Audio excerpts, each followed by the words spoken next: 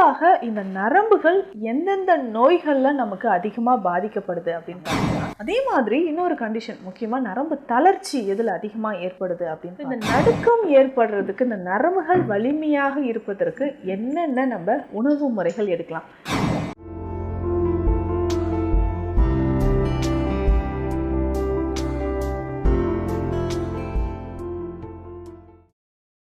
வணக்கம், நான் doctor Nithya, Siddha physician. நம்ம உடலில் நரம்பு மண்டலம், நர்வஸ் சிஸ்டம் ரொம்ப ரொம்ப முக்கியமானது.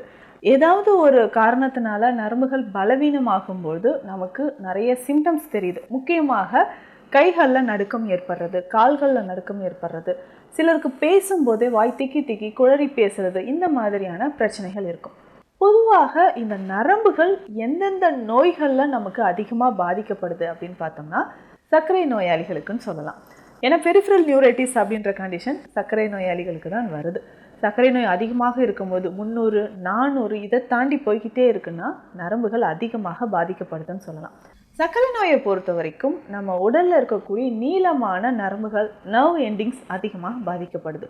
அப்போ மூளையிலிருந்து வரக்கூடிய நரம்புகள், முக்கியமாக நம்ம கால் பாதம் வரைக்கும் வரக்கூடிய நரம்புகள் அதிகமாக பாதிக்கப்படுறதுனால தான் கால் பாதங்களில் ஒரு எரிச்சல் ஏற்படுறது, மதமதப்பு ஏற்படுறது, ஒரு உணர்வே இல்லாமல் கால் பாதங்களில் இருக்கிறது நம்ம சர்க்கரை நோயாளிகள் சொல்லுவாங்க. அதே மாதிரி இன்னொரு கண்டிஷன் முக்கியமாக நரம்பு தளர்ச்சி எதில் அதிகமாக ஏற்படுது அப்படின்னு பார்த்தோம்னா, பார்க்கின்சன் டிசீஸ் அப்படின்னு சொல்கிறோம். நம்ம பிரெயினில் செக்ரீட் ஆகக்கூடிய டோபமைன் ஹார்மோன் குறையிறதுனால வரக்கூடியது. ஸோ நம்ம பிரெயினில் நிறைய ஹார்மோன்ஸ் செக்ரீட் ஆகுது. இதில் ஹாப்பி ஹார்மோன்ஸ்லாம் சொல்கிறோம், செரட்டோனின், டோபமைன். இந்த மாதிரியான ஹார்மோன்ஸ் குறையும் பொழுது தான் நரம்புகள் தொடர்பான நிறைய பிரச்சனைகள் நமக்கு வருது. இந்த ஆன்சைட்டி ஃபியர் அப்படின்னு சொல்லுவாங்க, ட்ரெமர், கைகளில் மைல்டாக ஒரு ட்ரெமர் இருந்துக்கிட்டே இருக்குது, நடுக்கம் இருந்துக்கிட்டே இருக்குன்னு சொல்லுவாங்க.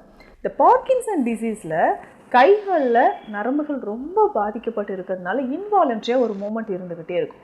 நரம்புகள் பாதிக்கப்பட்டு கைகளில் ஒரு நடுக்கம், பில்ரோல் மூமெண்ட் அப்படின்னு சொல்லுவாங்க. கைகளில் ஏதாவது ஒரு சின்ன பீட்ஸ், மணியை கொடுத்து நம்ம உருட்டினா எப்படி இருக்கும் அந்த மாதிரி ஒரு நடுக்கம் இருந்துக்கிட்டே இருக்கிறது இந்த பார்க்கின்சன் டிசீஸில் பார்க்குறோம்.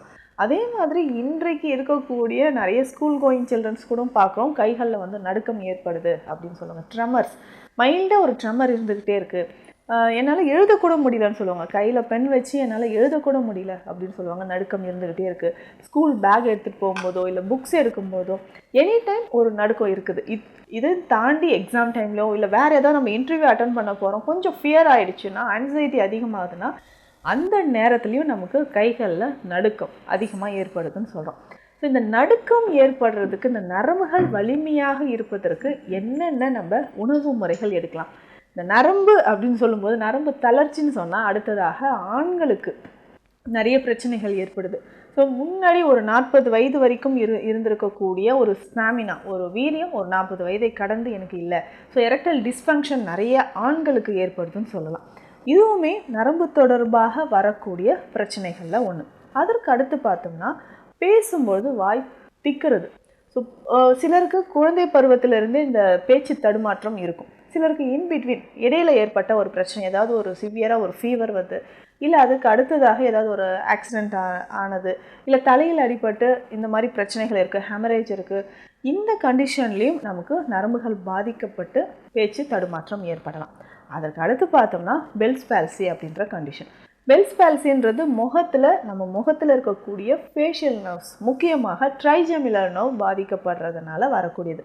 முகம் ஏதாவது ஒரு பக்கம் நமக்கு கோணலாக இருக்கிறது தெரியும், புல் பண்ணி இழுக்கிற மாதிரி இருக்கும்.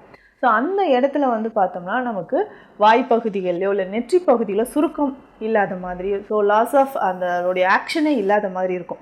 ஸோ கண்கள் இமை எப்போதும் திறந்திருக்கும், இல்லை ஒரு சிலருக்கு டோசிஸ் அப்படின்னு சொல்லுவாங்க, கண் இமை மூடியே இருக்கிற மாதிரி இருக்கும்.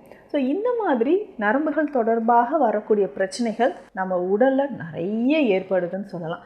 இதுவே நமக்கு நர்வ் எண்டிங்ஸில் மயஸ்தீனியா கிராவிஸ் அப்படின்ற ஒரு பிரச்சனை, இது ஒரு ரேர் கண்டிஷன், பட் இதுக்கு ட்ரீட்மெண்ட்டே இல்லை அப்படின்னு சொல்லுவாங்க. இதுவுமே நரம்புகள் தொடர்பாக வரக்கூடிய பிரச்சனை தான் இந்த மயஸ்தீனியா கிராவிஸ். இதுவுமே நர்வ் எண்டிங்ஸில் நமக்கு இன்ஃப்ளமேஷனோ இல்லை இரிட்டேஷனோ ஏற்படும் போது வர்றது. இந்த மாதிரி நரம்புகள் தொடர்பாக வரக்கூடிய பிரச்சனைகளுக்கு என்ன தீர்வுகள் இருக்குது? முக்கியமாக நரம்புகளை பலப்படுத்துவதற்கு நம்ம சித்த மருந்துகள் அப்படின்னு பார்த்தோம்னா நிறைய மருந்துகள் இருக்குது. இதனோட முதலில் நம்ம உணவு முறைகளில் என்னென்ன மாற்றங்கள் செய்யணுன்றதை தெரிஞ்சுக்கலாம். உணவு முறைகளை பொறுத்த வரைக்கும் அதிகமான புளிப்பு சார்ந்த உணவுகள் எடுக்கிறத நிச்சயமாக நம்ம தவிர்க்கணும். ஏன்னா இந்த புளிப்பு சார்ந்து இருக்கக்கூடிய உணவுகள், புளிப்புன்னு சொல்லும்போது மேஜராக நம்ம அவாய்ட் பண்ண வேண்டிய ஒரு விஷயம்னா புளியை சொல்லலாம். புளி எடுக்கும்போது நம்ம பிளட்ல நிறைய டாக்ஸின்ஸ் வந்து சேர ஆரம்பிச்சிடும். அதே மாதிரி நரம்புகள்லையும் பாதிப்பு ஏற்படுறத பார்க்குறோம். ஸோ அதனால் நம்ம உணவில் அதிகமாக புளி சேர்த்து சாப்பிடுவதை நிச்சயமாக நம்ம அவாய்ட் பண்ணிக்கிறோம். அடுத்தது கால்சியம், புரோட்டீன், மெக்னீஷியம், ஜிங்க் இந்த மாதிரி சத்துக்கள் இருக்கக்கூடிய உணவுகளை நிறைய சாப்பிடணும். இது எல்லாமே நமக்கு வெஜிடபிள்ஸில் இருக்குது, நட்ஸ் வகைகள்லையும் நிறைய இருக்குது. ஸோ தினமுமே நம்ம நிறைய காய்கறிகளை எடுக்கணும், நட்ஸ் வகைகளும் எடுத்து சாப்பிட்டுட்டே வந்தோம்னா நரம்புகள் வலிமை பெறும் அப்படின்னு சொல்லலாம். கிராம்பு, அதிமதுரம், கோஷ்டம், அக்ரஹாரம் இந்த மாதிரியான மூலிகைகள் எல்லாமே இந்த குறுந்தொட்டி சூர்ணத்தில் சேருது. இந்த குறுந்தொட்டி சூர்ணமும் நம்ம தேனில் ஒரு நாளைக்கு 2 வேளை சாப்பிடும்போது நரம்புகள் வலிமை பெறும். இந்த பதிவில் நரம்புகள் தொடர்பான பிரச்சனைகள், அதற்கான சித்த மருத்துவ தீர்வுகள் என்ன அப்படின்றத பார்த்தோம். மீண்டும் அடுத்த பதிவில் சந்திக்கலாம். நம்மளோட clinic Deekshalayam Siddha health care, Chennai Adambakkam. உங்களுக்கு ஏதாவது மருத்துவம் தொடர்பான கேள்விகள் இருந்தால் கீழே இருக்கிற நம்பருக்கு கான்டாக்ட் பண்ணுங்கள்.